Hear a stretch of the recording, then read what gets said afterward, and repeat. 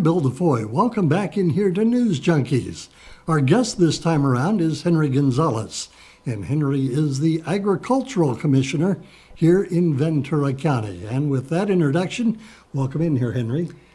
Thank you, Bill. Great to be here. Well, it's good to have you. We got a couple of things that we want to address as we're in this together today, one of which is the impact of agriculture in Ventura County. How significant is it?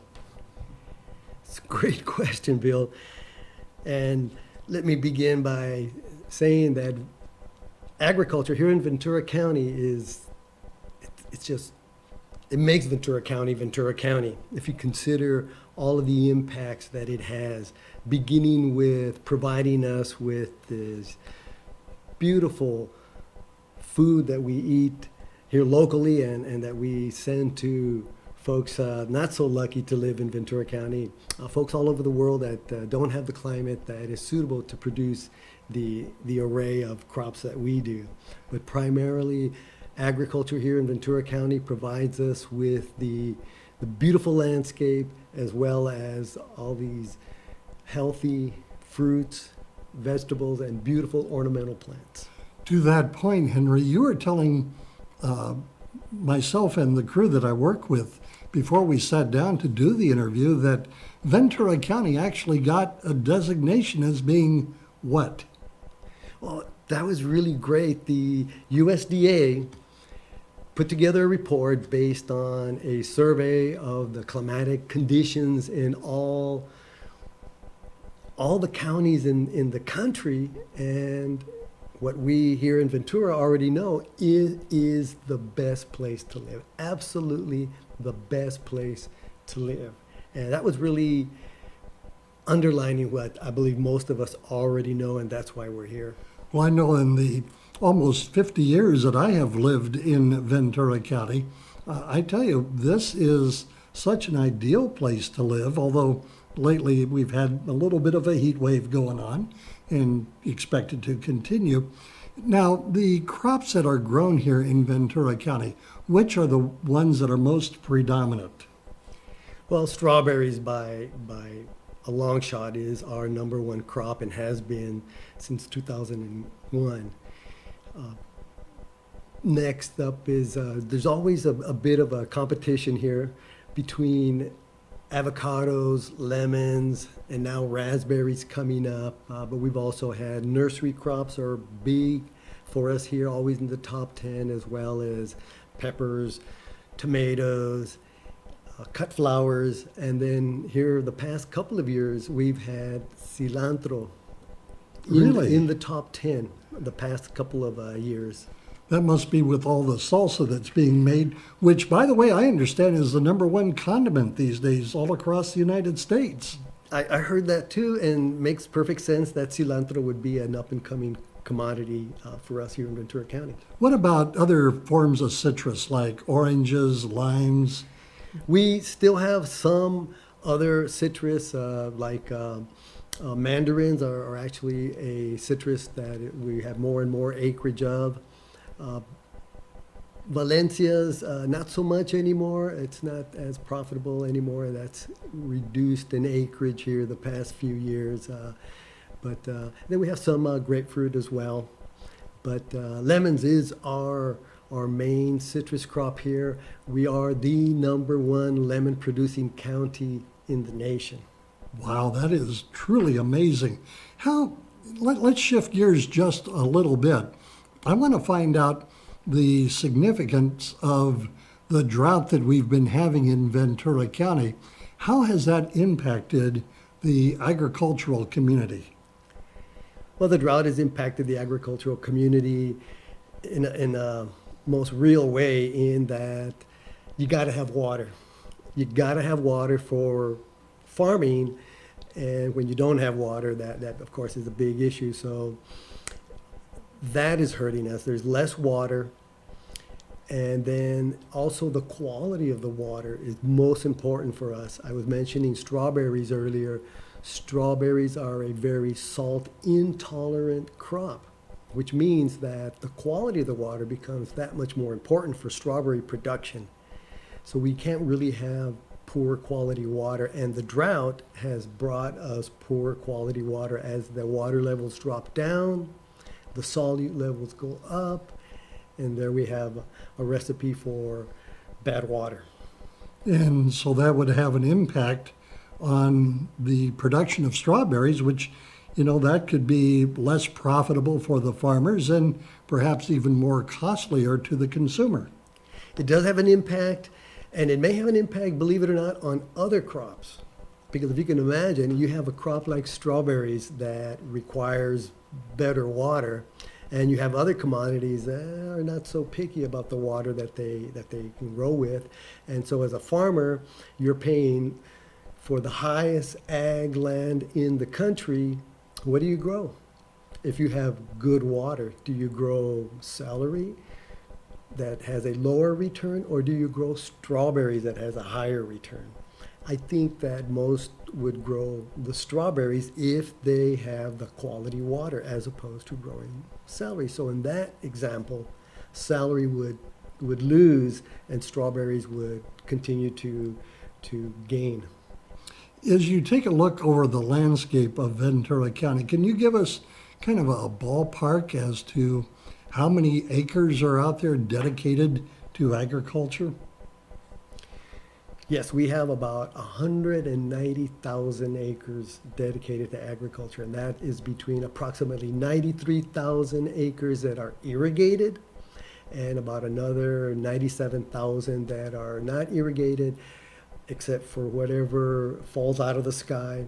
It's primarily rangeland where we have our cattle feeding, and some dry land farming, but overall about 190,000 acres of farmland. Can you describe for us what dry farming is? That's a new term to me.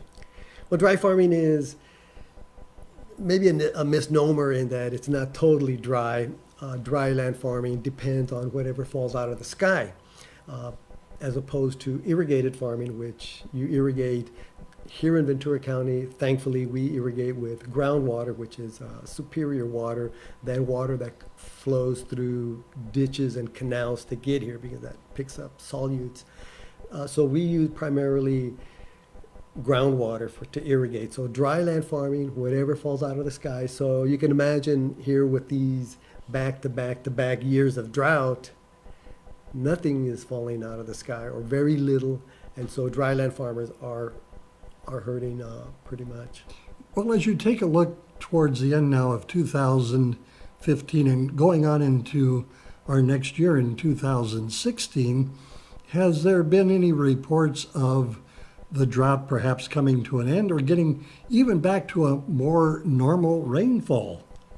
Well, the reports that I've read are that this will be an El Nino year, which generally means that we'll have at least average and likely more than average rainfall, which is exactly what we need to replenish our aquifer here. And so that those reports, plus if you just kind of been paying attention to the weather this past year, it really seems to be more of a typical year for us weather-wise. We had our June gloom right around in June. It seemed like we're going to have a more normal rainfall year and no drought. Well, that would be good. That would be excellent. So as you take a look at the future for agriculture, do you see less acreage in the future, remaining the same, perhaps even adding some? Well, I see all of the above, in that we will continue to lose acreage where there is more marginal ground, where it's not as fertile, where there's less water, no water, or less quality water. We're going to lose some of that ground, but we may be opening new areas for production, maybe on the hillsides, some orchards. So it really depends. So I see both happening simultaneously, and that's kind of been the history here in the county. You have some new lands opening up for agriculture and others being put into other uses. Now, you gave us a figure about the acreage, and you were also mentioning before we sat down to capture this conversation that you involve GIS tracking to measure out the acreage. What is that process all about? Yes, it's a very precise system of measurement, the GIS, and we have GIS as part of our pesticide permitting program. That way we know exactly where the farmer is using the pesticides, and we know what he's growing, how much of anything he's using in regards to pesticides, and we can measure exactly the area that they are farming on. So using that system, that's how we've been able to develop a very exact number as to how many acres are being farmed. Now, there is a difference. You talk about the use of pesticides. There is a difference between organic pesticides and traditional pesticides. What are some of the differences? But generally, the difference is that conventional pesticides that are not organic, are sometimes synthetic. And that is the biggest difference. Organic, these are natural materials, naturally occurring. But one interesting fact about the whole organic versus conventional pesticide use is that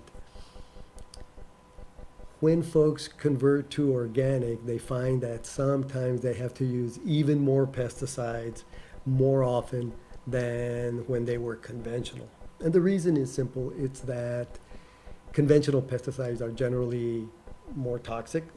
They work better, they work longer, and so you don't have to apply as much as often. But that's just the way it works. Now, there's an area that perhaps is a little bit on the controversial side. Are there any growers in Ventura County that are going with raising crops that are genetically modified? No, there's no crops here that are genetically modified. Well, that's good to know, because there is, really a strong movement about to at least get labels on cans and other products that would have those different crops that are genetically modified. So that's a good thing to know. Yes, we don't have those types of crops here. Well, that, like I say, that's wonderful to know. Now, the last thing I want to get into with you today, coming up, we have the annual Ventura County Agricultural Summit. Tell us about that event and what's going to take place and all the details.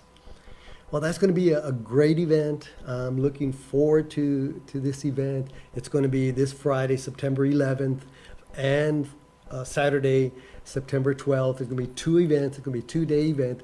The Ag Summit, we are scheduled to be at California State University, Channel Islands on Friday. We're going to have 3 panels with some expert speakers. The first panel, I'll be the moderator. We're going to be talking to some experts about the economics of agriculture here in Ventura County. What are the impacts? What are the needs of agriculture here to remain sustainable?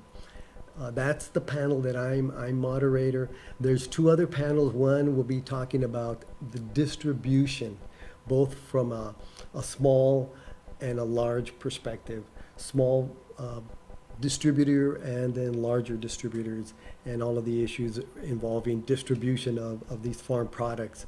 And then we're also going to talk about what we've already been talking about here, Bill, is the drought and the impacts of the drought, and what are we doing about the drought, and what can be done, and what should we do about the drought. So those are going to be the 3 panels. We have some experts who are going to be great. We've kind of hand selected these folks because they do know what they're talking about, and just the buzz about the Ag Summit right now is tremendous. It's we're almost overwhelmed with so much activity getting up to the Ag Summit on Friday. Wonderful. Now, if people wanted more information about agriculture here in Ventura County, perhaps they want some information about the Ag Summit, I'm going to invite you to look right into our camera and perhaps give out a website and any phone numbers that are relevant to what we've been talking about and the event coming up. Well, I may be a little partial on this, but the best website is our own website here for the Ventura County Ag Commissioner's Office, which you can find on www.ventura.org. You can make a search. You'll find not only information about agriculture in Ventura County with links to agriculture worldwide, and you'll also find links and information on our Ag Summit, all the details, the entire schedule, all of the panelists and their names and biographies, and how to get tickets if you would like to get tickets. Wonderful. I'm glad that we got that information out, and we've been visiting with Mr. Henry Gonzales, the Agricultural Commissioner here in Ventura County. Henry, thank you so much for your time. Thank you, Bill. All right, and we thank you for joining us. I'm Bill DeFoi with the Heritage Media Group.